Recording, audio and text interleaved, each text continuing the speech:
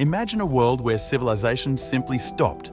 Palaces burned, cities were abandoned, written language vanished, and empires that once stretched across continents were reduced to nothing more than ruins and forgotten names. Trade routes that had carried goods and ideas for centuries went silent. Knowledge, hard-won over generations, disappeared almost overnight. This isn't the premise of a dystopian novel. It's real history. Around 1200 BCE, the ancient world suffered a catastrophe so total that it brought down nearly every major civilization in the Eastern Mediterranean and Near East. This is known as the Late Bronze Age collapse, and it may be the single most dramatic civilizational breakdown in human history. But the most chilling part? We still don't fully understand why it happened. The Bronze Age was an age of wonders. Spanning roughly 3,300 to 1200 BCE, it gave rise to some of humanity's first great empires and interconnected global systems. From Mycenaean Greece to Egypt, from the Hittites in Anatolia to Babylon in Mesopotamia, civilizations traded, corresponded, and coexisted in a delicate web of diplomacy, commerce, and shared culture. Bronze itself, a fusion of copper and tin, was the backbone of this era, used in tools, weapons, and luxury items. But these metals were rare and often sourced from distant lands, meaning the entire system depended on long-range trade and complex cooperation. Massive palaces rose across the Aegean, filled with scribes, administrators, and artisans. Kings sent letters to each other in Akkadian, the diplomatic language of the age. Egypt exported grain. Cyprus shipped copper. Syria acted as a hub of writing and religion. For the first time in history, the world was globalized. And then, seemingly all at once, it shattered. Around 1200 BCE, cities started to burn. Mycenae, Knossos, Ugarit, Hattusa, names that once commanded power and prestige, were reduced to rubble. In many cases, destruction came suddenly. At Ugarit, clay tablets of diplomatic pleas remained unfired, their messages never delivered. The Hittite capital of Hattusa was abandoned and left to the weeds. Egypt recorded desperate battles against waves of invaders they called the Sea Peoples. In just a few decades, civilization across the Eastern Mediterranean fell into chaos. Writing disappeared in Greece for centuries. Monumental architecture ceased. Economic activity collapsed. Literacy plummeted. The international world of the Bronze Age had not just weakened, it had died. The mystery of why this collapse occurred has haunted historians and archaeologists for over a century. There's no single answer. Instead, what likely brought down the Bronze Age was a perfect storm, a catastrophic confluence of disasters, each feeding and accelerating the others. First, there were natural disasters. Earthquakes ravaged cities across the Aegean and Levant, reducing stone structures to rubble.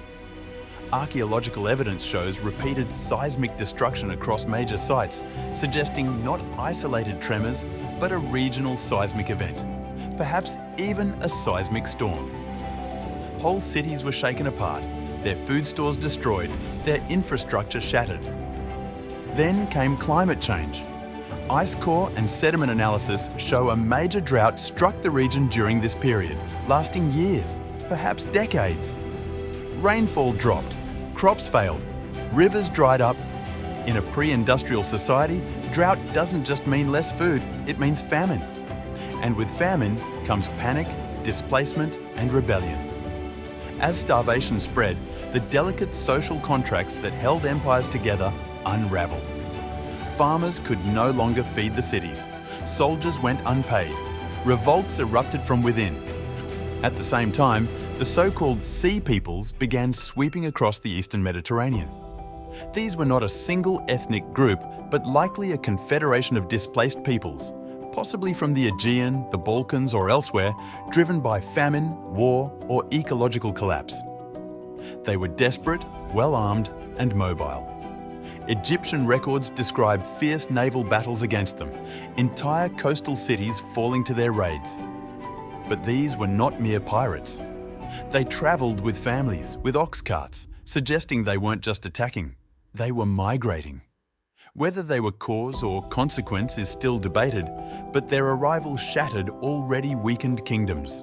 Compounding this, the entire economic engine of the Bronze Age was fragile and interdependent. It functioned like a globalized network. When one piece failed, others followed. Bronze production relied on tin and copper, often sourced hundreds or even thousands of miles apart. When trade routes failed due to war or weather, so too did the supply chains that supported agriculture, military power, and economic stability. No bronze meant no new tools. No tools meant no farming. No farming meant famine. Collapse wasn't localized, it was systemic. The international order disintegrated under its own weight. And underneath all of this was social inequality. In palace economies, elites controlled everything: land, trade, food, and labor. The wealth gap was massive. When resources dried up and the state could no longer protect or feed its people, those at the bottom may have simply turned on their rulers. Many cities show signs not just of destruction, but of internal burning, perhaps revolts, insurrections, or even class warfare. Meanwhile, iron technology was beginning to emerge. Iron was harder to produce, but its raw material was more abundant. In the short term, this transition was chaotic. Early iron tools were brittle and unreliable. But in the long term, iron would revolutionize the world. It would break the old bronze-based monopolies. But for the people living through the transition, it was just one more disruption in a world already coming undone. The result was what we now call a Dark Age. Greece lost its writing system and didn't regain it for over 400 years. The population plummeted. Cities shrank or vanished. The Hittites ceased to exist as a state. Egypt survived, but it was a shadow of its former self. The Levant became fragmented, with new, smaller groups like the Israelites, Philistines, and Phoenicians rising from the wreckage. The diplomatic and economic web that had once bound the Bronze Age world together was gone, and it would not return for centuries. This wasn't just a political or military collapse, it was a human catastrophe. Famine likely killed hundreds of thousands. Refugees poured across borders. With food scarce, violence escalated. Migration often meant conquest. Slavery surged. Human beings became currency. Whole cultures vanished. Languages died out without ever being recorded. Oral traditions were lost.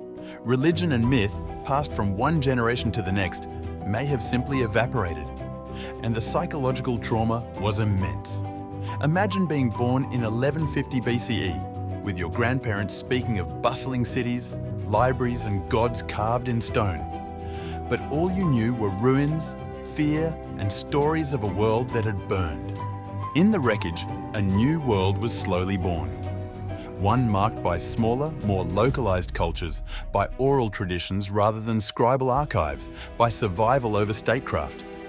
And while that collapse reset history in many ways, it also serves as a warning. The Bronze Age didn't fall because of one single disaster.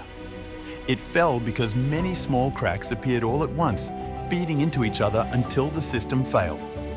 The people of that time didn't think their world could end. They wrote poetry, made treaties, built monuments. And yet it did. The collapse of the Bronze Age is more than history, it's prophecy. A reminder that no civilization is immune, that complexity is a strength and a vulnerability, and that if we forget what brought the ancient world to its knees, we may find ourselves reliving it.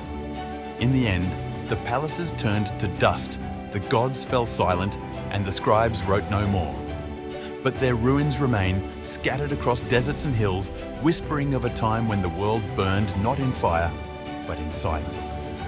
The collapse didn't happen in a day. It was a long, slow, suffocating unraveling. And now, thousands of years later, we stand atop the ruins of that forgotten world asking, will we learn from it or follow it into the dark?